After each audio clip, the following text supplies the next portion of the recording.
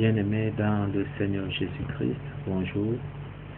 Je suis le prophète Casimir Donjou, l'humble serviteur de l'Éternel, à ton service ce matin. Dans quelques secondes, tu vas écouter un enseignement qui parle. Alléluia. Dis Seigneur Jésus, dispose de mon cœur à l'écoute de ta parole. Parle-moi ce matin. Par ta puissante parole, Seigneur Jésus, parle-moi ce matin. Guéris-moi ce matin. Transforme-moi ce matin. Remplis-moi de ta force. Remplis-moi de tes grâces. Bien-aimé, prie au nom du Seigneur Jésus. Oh Seigneur, merci pour ta grâce dans nos vies ce matin. Ta parole, Seigneur Jésus, sortie, elle est guérie. Ta parole, Seigneur Jésus, guérit. Ta parole, Seigneur Jésus-Christ, délivre. Ta parole, Seigneur Jésus, sauve et libère. Transforme les vies. Père, que ta parole opère de nombreux miracles dans nos vies ce matin. Que ta parole, Seigneur, nous transforme ce matin. Merci, Père, comme tu nous guéris par ta puissante parole de toute maladie physique et spirituelle. Merci, Père, comme tu nous délivres par ta puissante parole ce matin de toute affliction, de tout blocage, limitation, stagnation. Oh Seigneur, glorifie-toi dans la vie de chacun de nous ce matin. Oh Seigneur, parle-nous, Seigneur. Que ce soit toi, Seigneur, qui parle au travers de tes serviteurs que nous sommes. Que ce soit toi, Seigneur, qui parle. Et que toute la gloire, Seigneur Jésus-Christ, te revienne. Au nom puissant du Seigneur Jésus-Christ, nous venons de prier. Amen. Amen. Bien-aimé, tu peux t'asseoir. C'est le moment de manger à la table du Seigneur. Prépare ton plat, prépare ta cuillère, prépare la fourchette. La cuillère, c'est le plat, c'est la parole, c'est ta Bible. Ta cuillère, c'est le Big Bleu. Spoon is blue pen. Blue pen. Et la fourchette, c'est le Big Rouge. And a fork is a red pen. Alléluia. Amen. Nous bénissons Dieu We bless the name of the Lord pour ce nouveau jour. for this new day. Comme nous parcourons sa parole, que les grâces contenues dans sa parole descendent en abondance sur chacun de nous au nom du That Seigneur the grace Jésus. in His word descend in our Chacun lives de nous est and travailleur all of us are workers. à l'endroit où Dieu l'a mis. Where God puts him. Et Dieu est le premier de tous les travailleurs. And God is the first of all the workers. Il a créé le monde entier. He created the whole universe. Alléluia. Il est le premier de tous les travailleurs. He is the first of all the workers. Donc aujourd'hui, Today, comme chaque jour, nous célébrons Dieu as every day we celebrate God pour la grâce et la force qu'il accorde à chacun de nous pour le travail. for the grace and the power that He gives to us for the work. Que Dieu continue à nous remplir de sa force. That God continue to fill us with Que His Dieu power. nous continue à veiller sur nous God continue to worship pour que us nous puissions travailler pour sa gloire, so that we should work for travailler pour l'avancement de son royaume. for the advancement of Au nom puissant du Seigneur Jésus-Christ. Amen. Amen. Amen. Bien-aimés, aujourd'hui, le Seigneur va nous entretenir Today, toujours sur l'Apocalypse chapitre 6, we're in the book of Revelation chapter 6. qui parle du commencement de la tribulation. That is talking the beginning of the tribulation.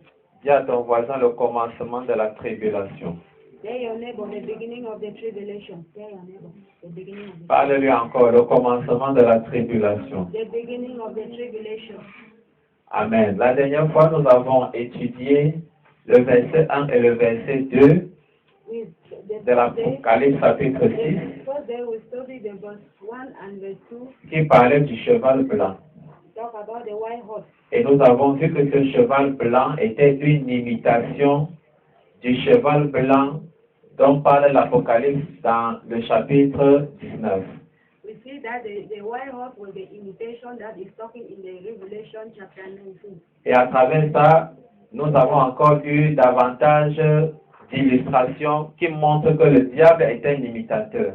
And we see one that is demonstration that is showing that the devil is an imitator. Le diable veut toujours imiter Dieu. The devil always imitates God. Amen. Amen. C'est comme ça qu'il fait toujours les choses dans l'à peu près pour tromper. That is why he's doing things only to deceive. Oui. Et nous avons donc vu que ce cheval blanc qui est une imitation du véritable cavalier blanc. We see that the white horse, that was the imitation of the really white horse. Le véritable cavalier blanc de Apocalypse 19, In the Revelation qui 19, est le Seigneur Jésus. which is the Lord Nous Jesus. avons vu que par contre, le cheval blanc de Apocalypse 6, c'est l'Antichrist. The white horse in the Revelation 6 is Antichrist.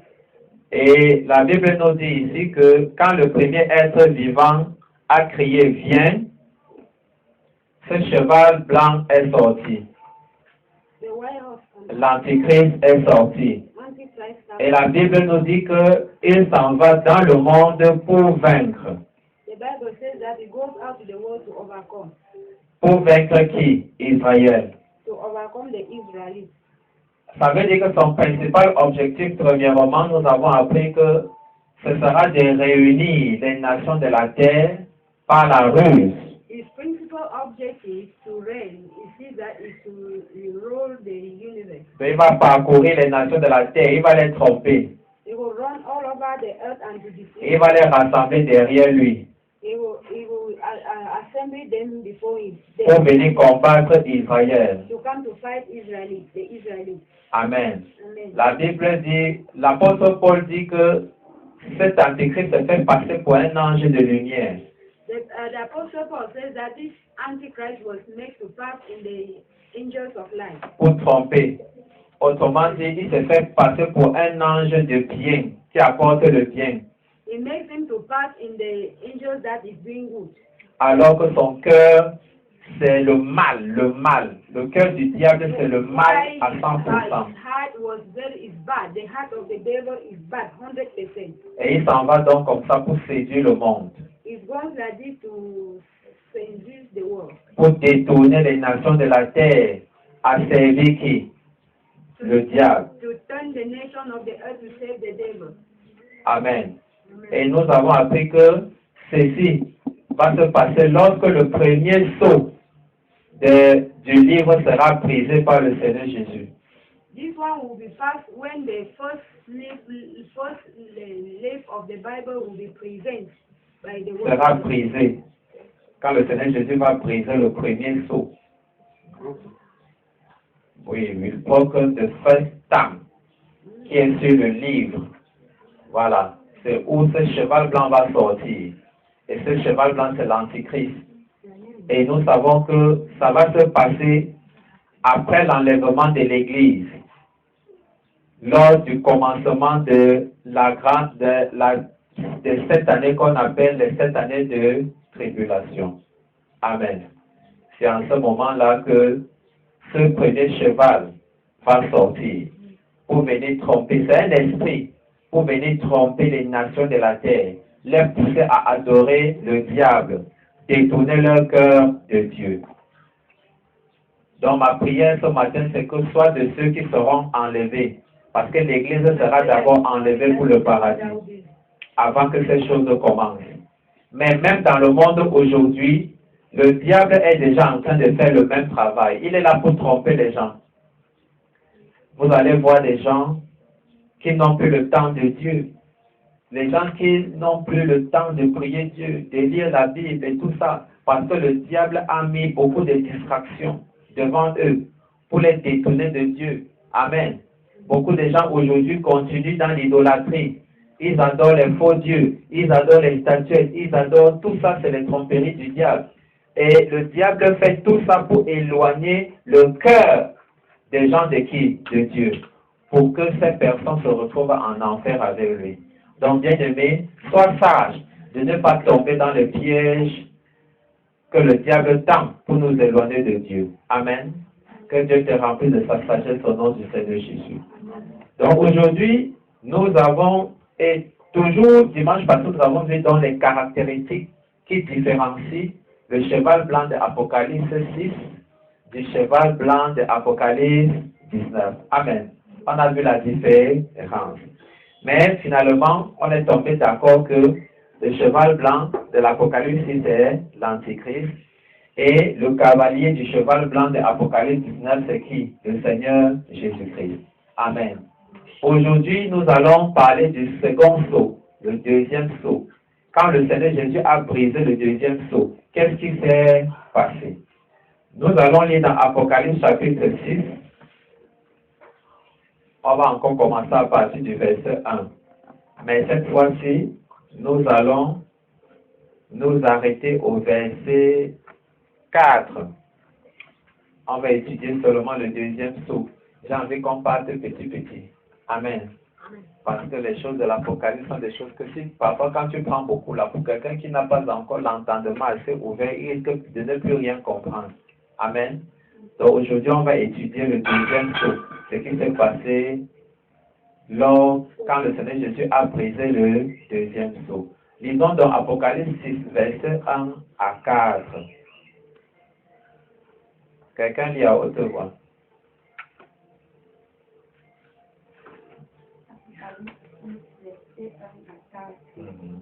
Puis je vis l'agneau ouvrir le premier des 7 sceaux, et j'attendis l'un des 4 êtres vivants, vu d'une voix de tonnerre. Viens, et je vis venir un cheval blanc. Son cavalier était armé d'un arc, une vainqueur et pour vaincre. Il partit en vainqueur et pour vaincre. Quand l'agneau ouvrit le deuxième sceau, j'attendis le deuxième être vivant dire, viens, un autre cheval sortit. Il était rouge feu. Son cavalier reçut le pouvoir de bannir la paix de la terre pour que les hommes s'entretuent, et une grande épée lui fut donnée. Amen. Avant l'ouverture de ces sceaux, nous voyons que la patience de Dieu est arrivée à son comble. La patience de Dieu est arrivée à son comble. Vous savez que Dieu est en train de patienter pour que certaines personnes puissent encore se rattraper pour ceux qui étaient loin de Dieu. C'est ce qui est écrit dans 2 Pierre chapitre 3, verset 9. Amen. Lisons 2 Pierre 3, verset 9. Parce que Dieu patiente, mais sa patience a des limites. Viendra un moment où il mettra un terme à sa patience, et ce sera l'enlèvement de l'Église. 2 Pierre 3, verset 9.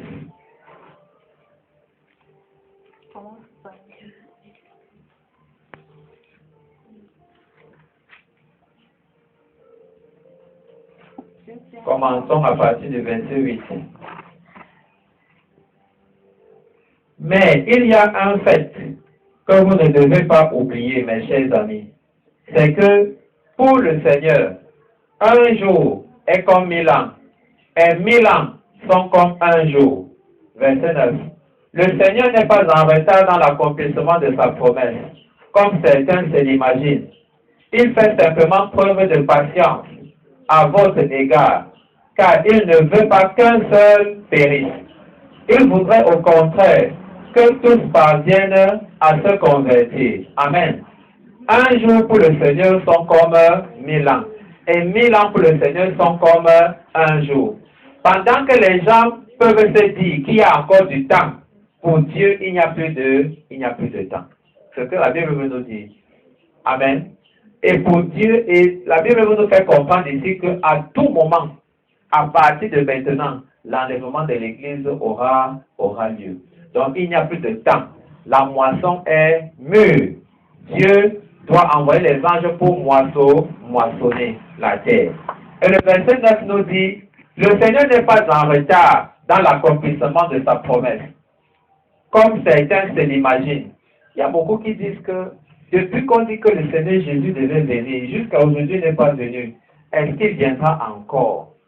Je peux vous l'assurer, et la Bible même peut vous l'assurer que ce que Dieu dit, il accomplit.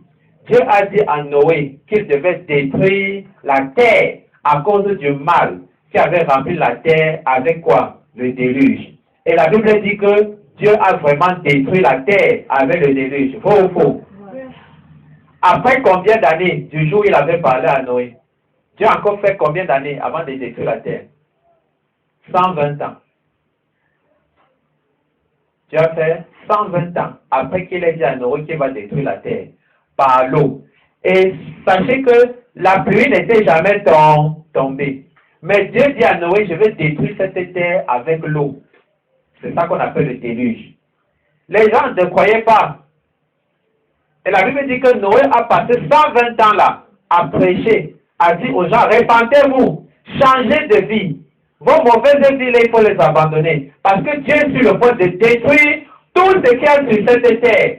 Avec tous ceux-là qui ne veulent pas se repentir, c'est-à-dire ceux-là qui ne veulent pas abandonner leur mauvaise voie.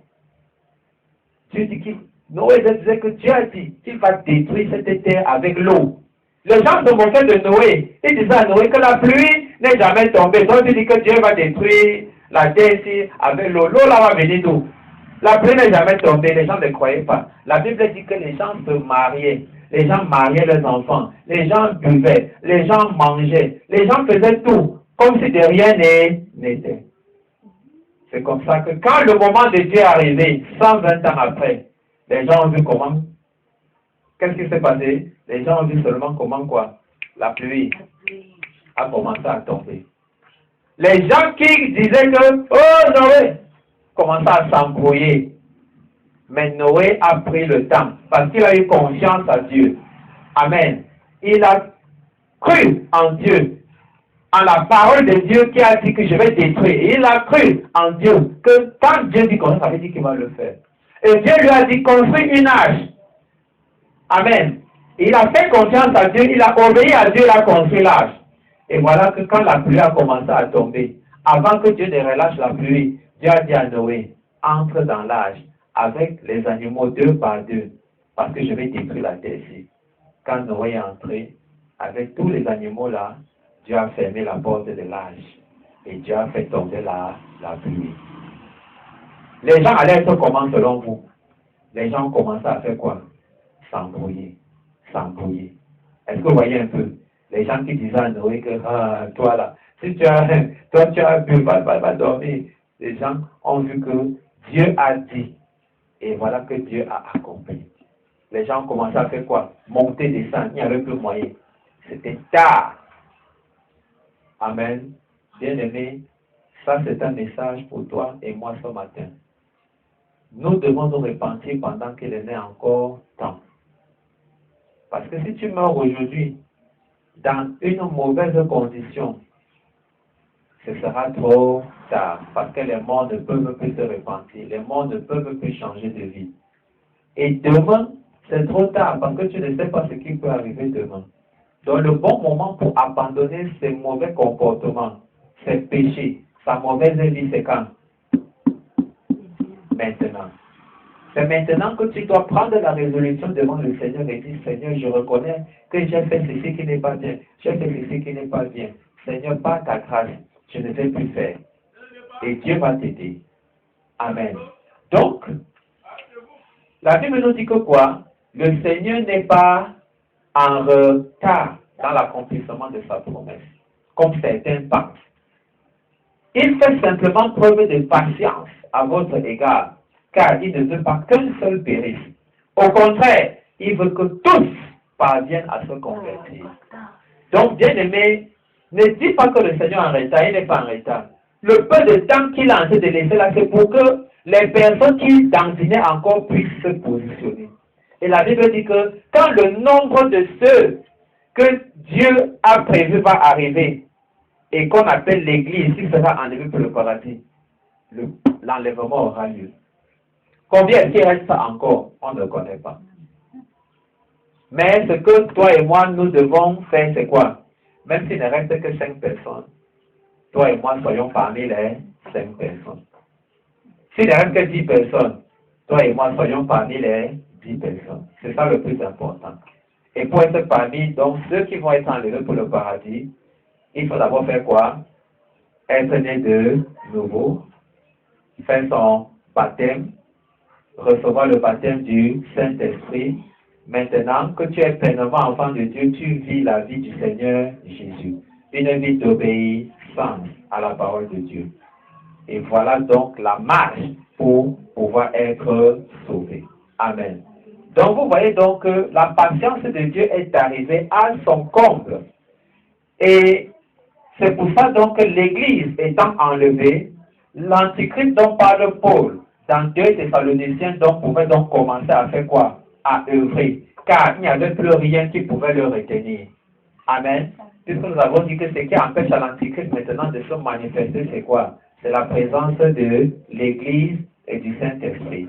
Après l'enlèvement de l'Église et du Saint, et quand le Saint-Esprit de Dieu va donc partir, l'Antichrist aura donc tous les droits. Voilà donc maintenant l'agneau immolé, le Seigneur Jésus, qui commence donc à ouvrir les 7 sceaux, les uns après les autres. Donc après l'enlèvement de l'Église au paradis, le Seigneur Jésus donc va commencer à faire quoi? À briser les sceaux qui sont sur le livre. Il y en a 7.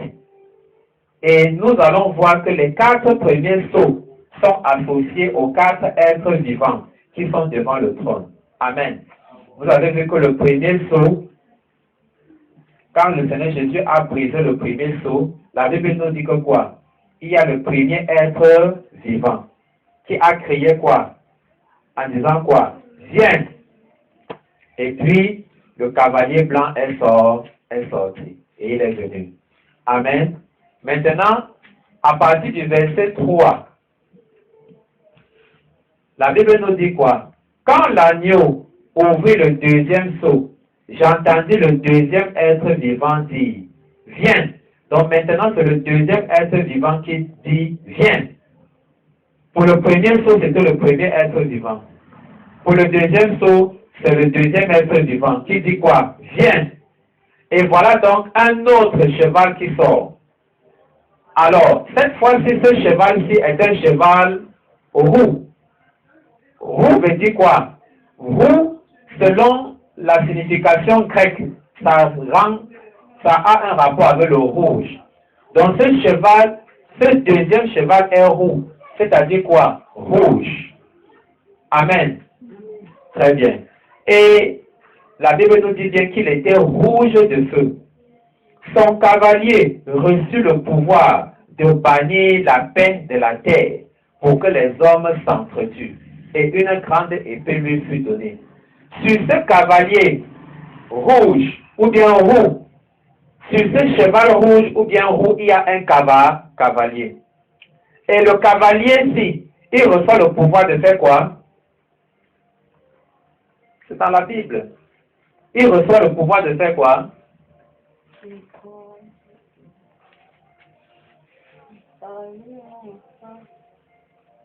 Verset 4. Il reçoit le pouvoir d'amener la paix à la terre, afin que les hommes s'égorgent. Voilà. Il reçoit le pouvoir de bannir la paix de la terre, d'enlever la paix de la terre pour que les hommes fassent quoi? S'entretuent. Et une grande épée lui a été donnée. Pour faire quoi? Pour tuer les gens. Alors le fait que les hommes ici s'entretuent, ça vous fait penser à quoi? À la guerre. Le premier cheval du premier sceau, lui il sort pour faire quoi? Pour aller tromper, pour aller séduire les habitants de la terre, pour qu'ils adorent l'Antichrist, pour qu'ils adorent Satan. Mais le deuxième cavalier du deuxième sceau, de couleur rouge, lui il sort plutôt pour faire quoi? Pour enlever la paix de la terre, c'est-à-dire pour produire quoi? La guerre. Donc, bien aimé, le cavalier du deuxième sceau sur le cheval rouge vient avec une épée pour faire la guerre, pour conduire les nations de la terre dans une grande guerre. Et nous voyons une contradiction qu'il y a entre le cheval blanc du premier sceau et le cheval rouge du deuxième sceau. Le cheval blanc du premier sceau sort pour séduire les nations de la terre et faire une alliance avec plusieurs nations pour aller combattre qui? Israël. Et il semblerait qu'il y a une paix mondiale qui sera instaurée au début de la tribulation. Parce que nous avons vu que l'Antichrist va faire quoi? Va signer une alliance de paix avec les nations de la terre et avec Israël. Ça veut dire qu'il y aura un semblant de paix pour un certain temps. Ça, c'est ce que le cavalier du cheval blanc du premier saut va faire. Mais le cavalier du cheval rouge du deuxième saut, lui, il vient plutôt pour faire quoi? La guerre. Vous voyez la différence avec le premier cavalier, le cavalier blanc, qui est l'Antichrist. Alors, on peut avoir deux explications ici. Première explication, comme nous l'avons vu, par exemple, dans le livre de Daniel, chapitre 9, verset 27. Parce que la Bible, Daniel, chapitre 9, verset 27, nous apprend que l'Antichrist fera au début de la tribulation un pacte avec plusieurs nations. Après, on va lire. Amen. Et la Bible nous dit que quoi? La Bible nous dit que ce n'est pas avec toute la terre. L'Antichrist fera alliance avec toute la terre. Mais c'est avec plusieurs nations. Mais ce ne sera pas avec toute la terre. Et certainement, nous voyons donc quoi? Nous voyons que les conflits qui vont s'engager sur la terre à cause du cheval rouge. Alors, ce conflit va concerner quoi? Certainement les peuples qui ont refusé de faire l'alliance avec qui? L'Antichrist. Donc, c'est-à-dire que la guerre là va certainement concerner ceux qui ont refusé de faire la paix avec qui? L'Antichrist. Et c'est ce qui explique que d'un côté, il y aura un semblant de paix, mais de l'autre côté, il y aura la guerre. Parce que l'Antéchrist va combattre tous ceux qui ont refusé de signer l'alliance de paix avec lui. Alléluia. Et nous voyons donc que l'Antéchrist sera soutenu par ces nations-là qui ont signé l'alliance avec lui. Amen. Mais Israël, qui a signé l'alliance avec l'Antéchrist, en ce moment-là, connaîtra quoi? Un semblant de paix. Et c'est ce qui va permettre à Israël de rebâtir son temple lors du début de la tribulation, comme je vous l'ai expliqué l'autre jour. Amen. Donc, nous voyons que l'Antéchrist va donc progressivement, il va séduire la terre. Il va parcourir la terre. Pour faire quoi? Pour séduire la terre.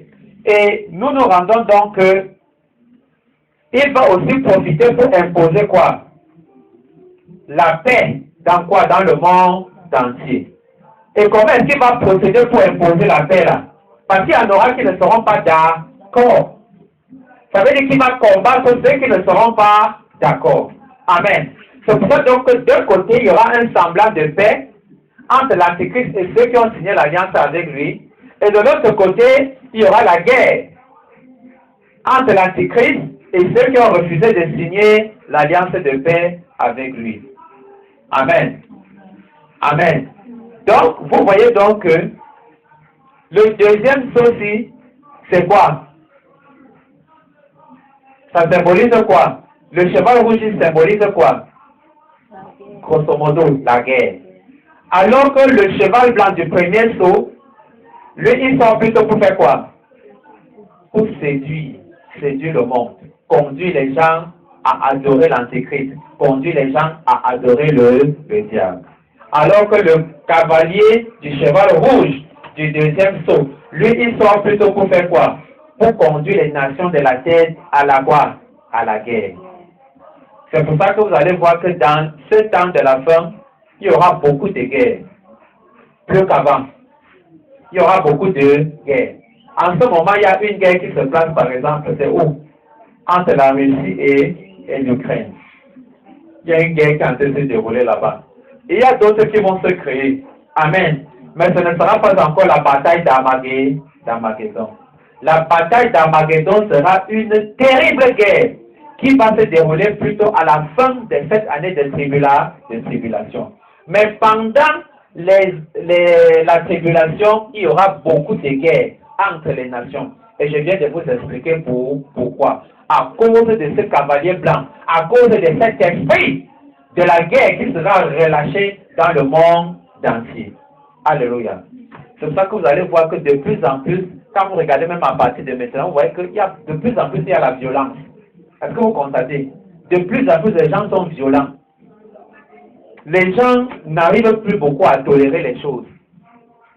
Parce qu'il y a cet esprit qui est en train d'opérer, l'esprit de la violence. Amen.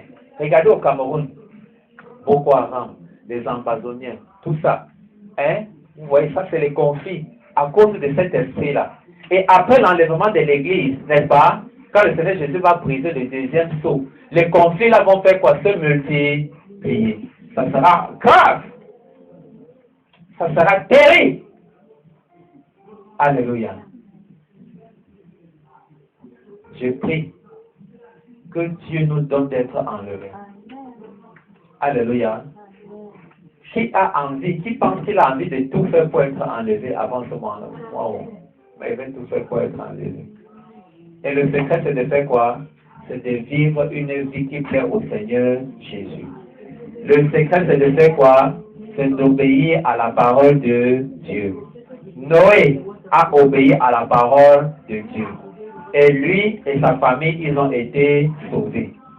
Tous les milliards de personnes qui avaient sur la terre, parce qu'ils n'ont pas cru en la parole de Dieu, parce qu'ils n'ont pas obéi à la parole de Dieu, ils étaient hors de l'âge.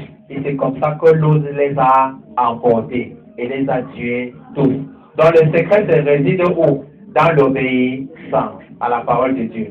Et le deuxième secret se trouve où? Dans la confiance. Il faut avoir une totale confiance en ce que Dieu dit. Quand Dieu dit une chose, il va le faire. Il va la faire. Amen. Donc si Dieu te dit, ma fille, abandonne tel péché, fais tout avec la grâce de Dieu pour abandonner.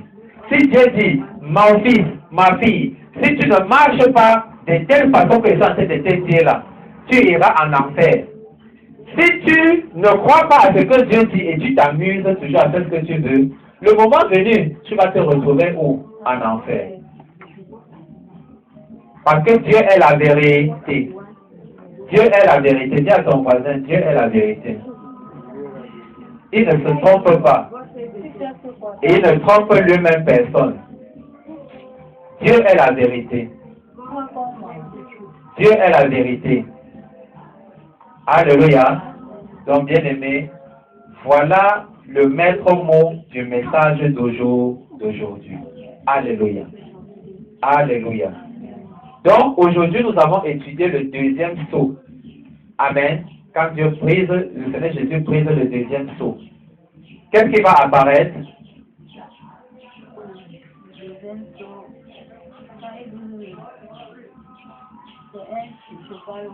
J'ai l'impression que certains sont en train de prendre cette prédication à la légère. Quand le Seigneur Jésus brise le deuxième sceau, qu'est-ce qui apparaît? Un cheval roux ou bien un cheval rouge. Et ce cheval sort comme ça là, est dirigé dans le monde pour faire quoi? Pour enlever la paix. Pour enlever la paix de la terre. Pour qui est quoi? La guerre. Et vous-même vous savez, quand il y a la guerre, quelqu'un peut dormir. Quand il y a la guerre, quelqu'un peut dormir. C'est un moment terrible. Donc, Dieu donne à chacun de nous un message ce matin. Ça, c'est pour que nous ayons une idée de ce que tous ceux qui vont rater l'enlèvement de l'Église vont expérimenter sur cette terre. La souffrance qu'ils vont expérimenter. Les choses terribles qu'ils vont expérimenter. Il n'y a pas de parole pour expliquer cela. Il n'y a pas de parole. Donc, bien aimé, tu dois tout faire pour être enlevé au ciel. Amen. Je veux qu'on lise Daniel 9, 27 avant de... Daniel 9, verset 27. Puisque je vous ai dit ici que l'Antéchrist, au début de la tribulation, va faire un pacte avec plusieurs nations. Le Seigneur Jésus a prédit cela dans Daniel 9, verset 27. Lisons. Daniel 9, verset 27. Pour que vous sachiez que tout ce qui s'accomplit aujourd'hui, Dieu avait déjà annoncé ça. Et ça nous permet de comprendre que tout ce que Dieu dit s'accomplit. Daniel 9, 27. Mais il ne faut pas que les choses s'accomplissent dans ta vie du mauvais côté. Daniel 9, verset 27. Quelqu'un là-bas, il lit.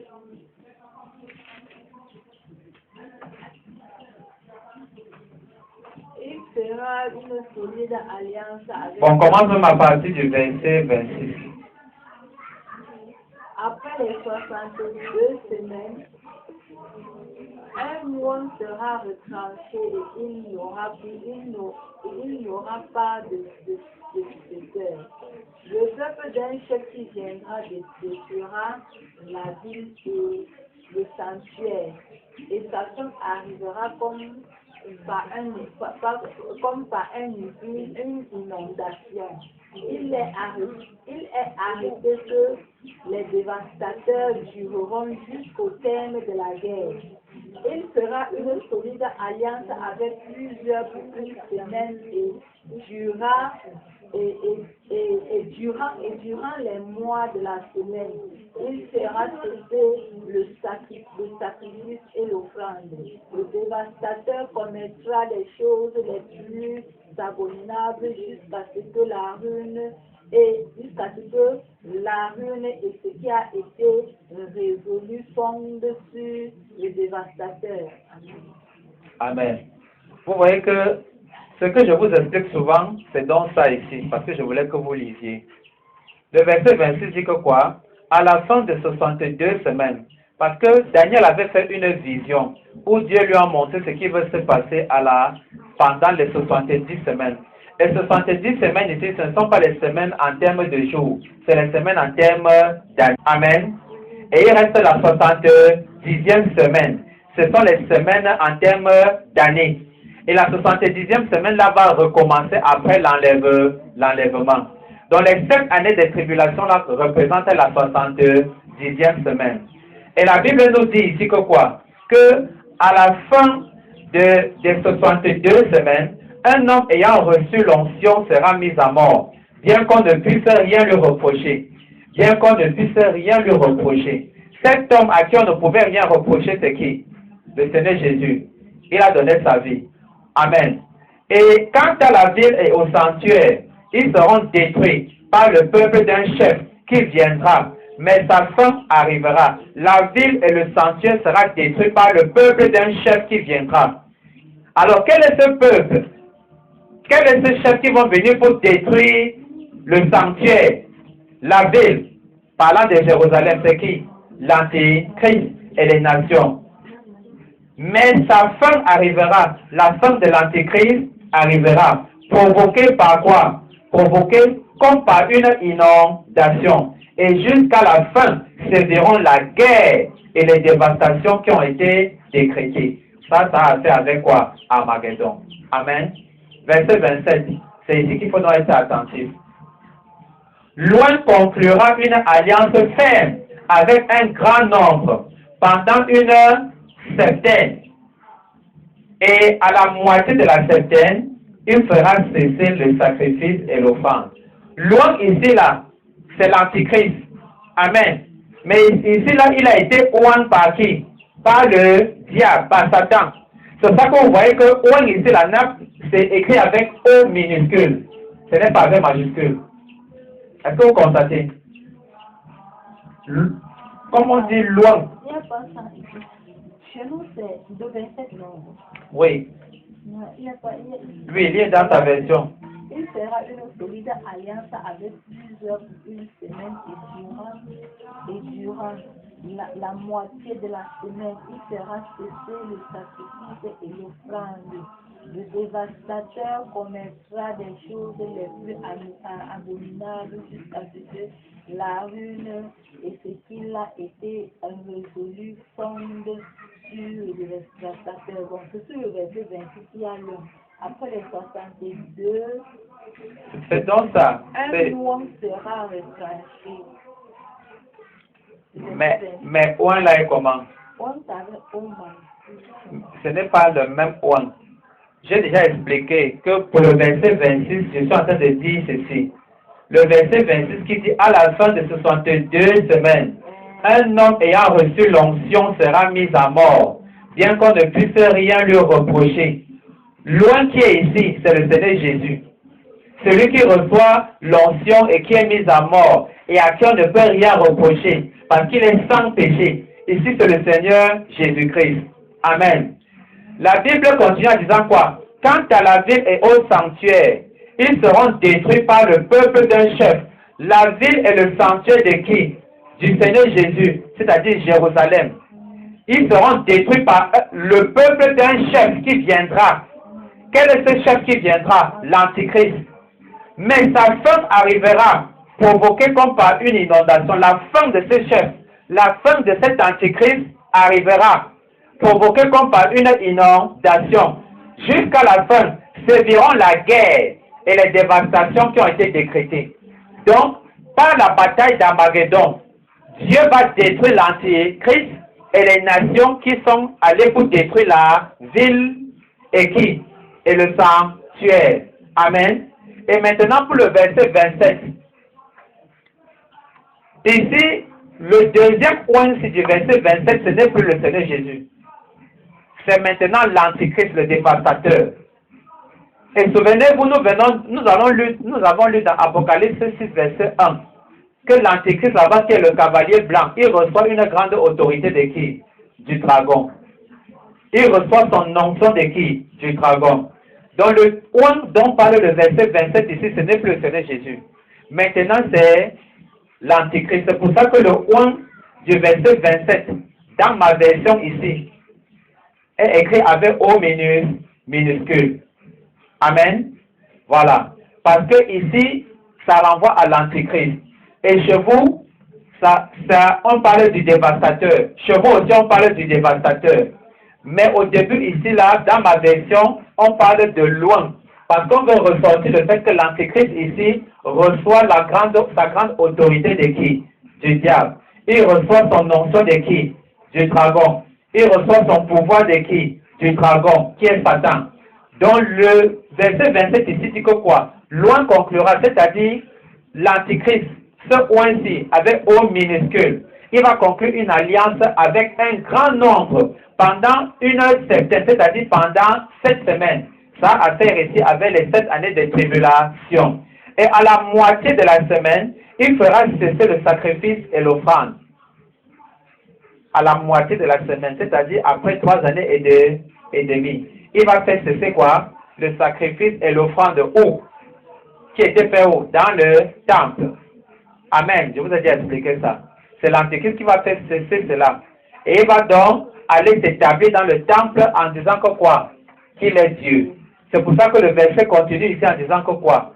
Dans le temple sera établie l'abominable profanation. Et cela durera jusqu'à ce que l'entière destruction qui a été décrétée s'abatte sur le dévastateur. Amen. Donc dans le temple, réveille ta soeur. Dans le temple sera établie l'abominable profanation. Amen.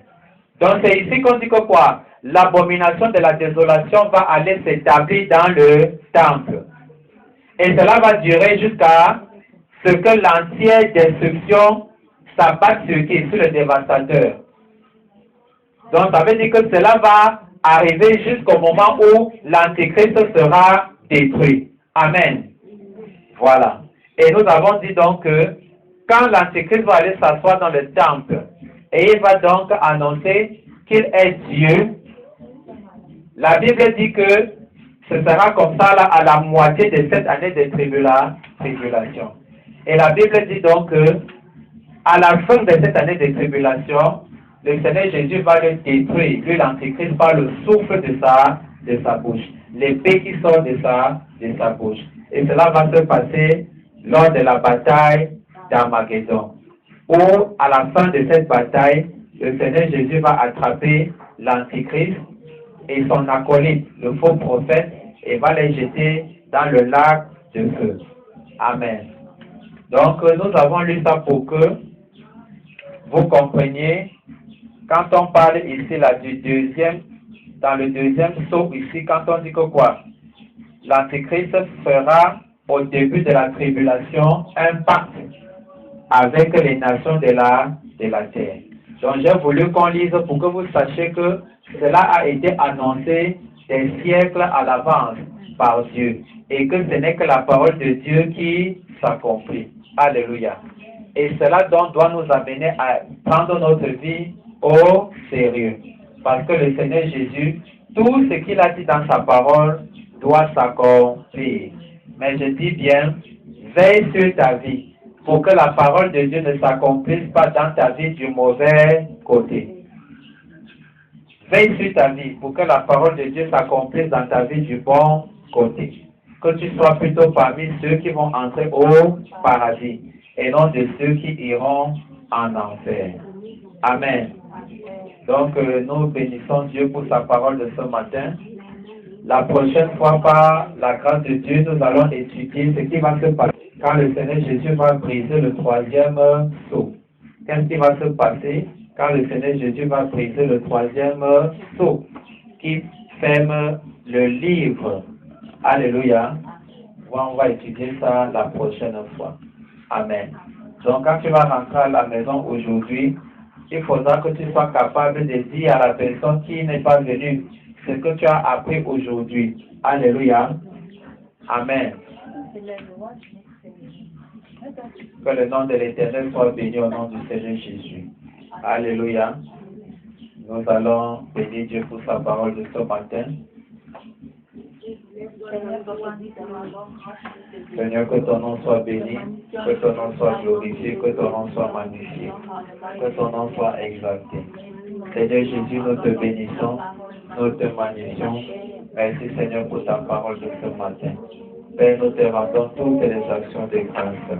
Avant qu'on ne chante, je voudrais vous dire une chose. Le moment de la prédication n'est pas le moment du sommeil.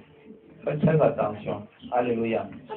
Oui, parce que le diable sait que quand tu rates ce que Dieu avait à te dire, ça veut dire que tu es venu à l'église, tu as perdu ça. Oui, donc si tu rentres de l'église sans avoir retenu quelque chose de ce que Dieu t'a dit, sache que tu es venu à l'église pour rien. Oui. Donc, veille. Parce que le diable lui-même connaît que c'est le moment important. C'est ça qui relâche le sommeil. Donc, veille à ce que le sommeil ne te dérange pas. Alléluia.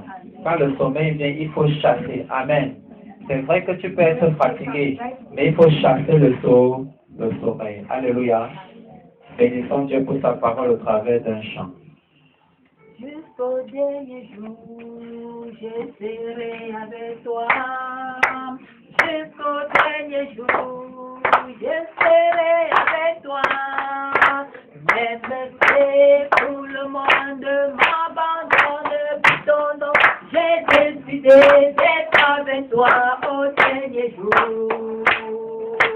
Même si tout le monde m'abandonne, puis ton nom, j'ai décidé d'être avec toi au dernier jour. Jusqu'au dernier jour.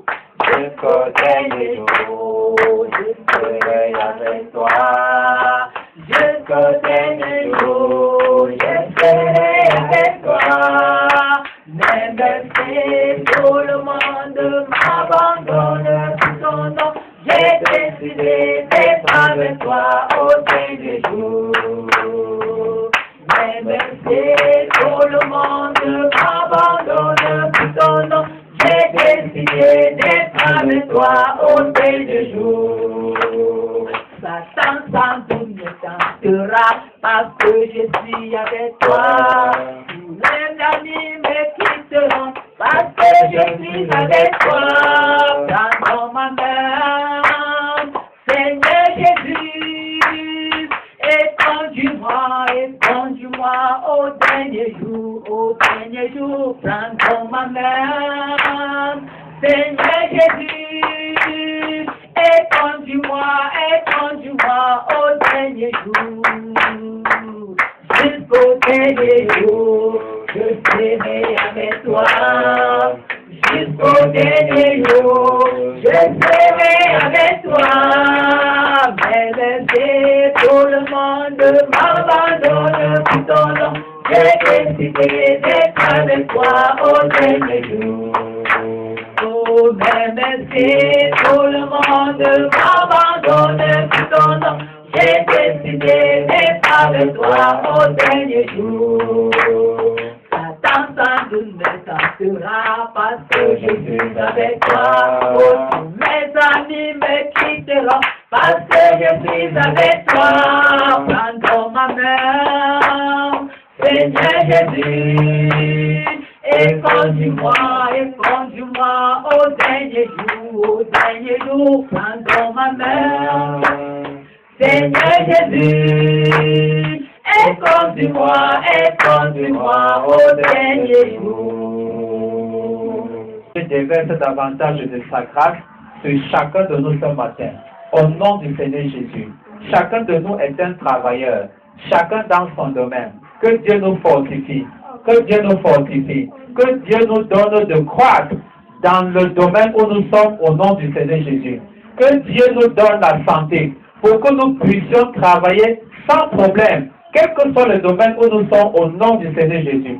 Que Dieu brise les blocages dans tout ce que nous faisons, afin que nous expérimentions l'élévation, la croissance, le succès, au nom puissant du Seigneur Jésus-Christ, nous venons de prier. Amen. Amen. Amen. Alléluia. Qui pense qu'il a prié ce matin? Moi, je pense que j'ai prié. Alléluia. Et la prière qui est puissante est celle qui se tient sur la parole de Dieu. Et Dieu veille sur sa parole pour l'accomplir. Alléluia.